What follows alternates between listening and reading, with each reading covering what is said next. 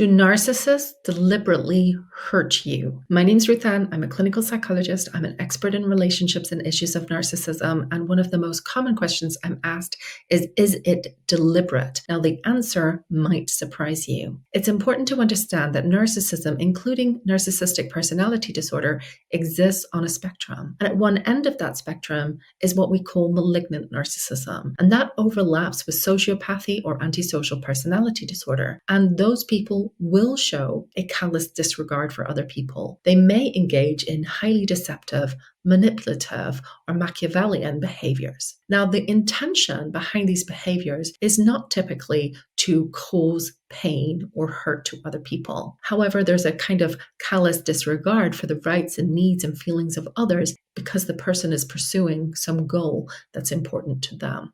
However, most narcissists are not of the malignant variety. They're not deliberately causing hurt, and they don't even necessarily have a callous disregard for the rights and needs of other people. So what is going on, and how can we make sense of some very hurtful behaviors? So while these behaviors may not be calculated and intended, it doesn't mean that they're not profoundly hurtful. And by definition, if someone is experiencing narcissistic personality disorder, their difficulties are impacting negatively on their interpersonal relationships. It's important to understand that at its core, narcissism is a disorder of shame. A narcissistic person fears being seen as ordinary, as vulnerable, as human, and as having limitations. And the way to cope is by being special or extraordinary and invulnerable. Many narcissistic people have also experienced profound neglect and abuse in childhood, including verbal, emotional, and physical abuse. And their own vulnerability will probably have been treated with neglect, rejection, humiliation, scorn, and punishment.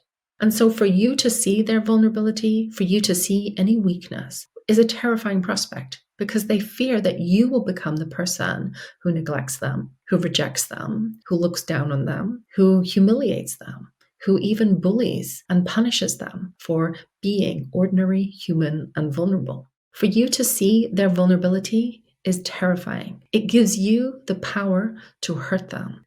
Gives you the power to humiliate them.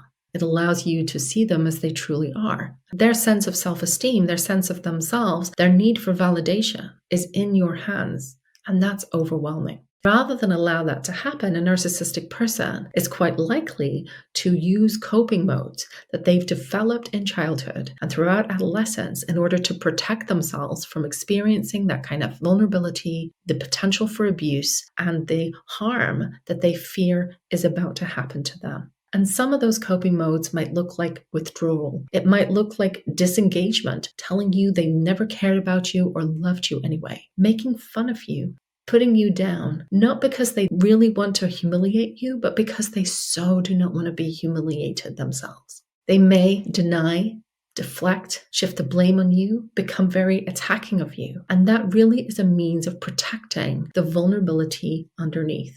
And that's why those closest to a narcissistic person are most likely to be the people hurt by their behavior. Not because they devalue you, not because they're even preying on you, but because you have the capacity to hurt them. And they're overwhelmed by their vulnerability towards you and their need of you. Now, none of this is to suggest that you should accept or tolerate abusive or hurtful behaviors in any relationship. A narcissist may not be to blame for the childhood that they've had or the ways in which their personality has developed or the coping strategies that they've honed often over many, many years. However, they are responsible for their behaviors and they're responsible for making decisions to move in the direction of healthier, more reciprocal relationships. I also want to acknowledge that intention and effect are not the same thing. Just because I can say that the majority of the time narcissistic people are not deliberately and intentionally setting out to cause harm, that doesn't make the behavior any less hurtful or harmful to those in the receiving end. I think we give too much credit to people with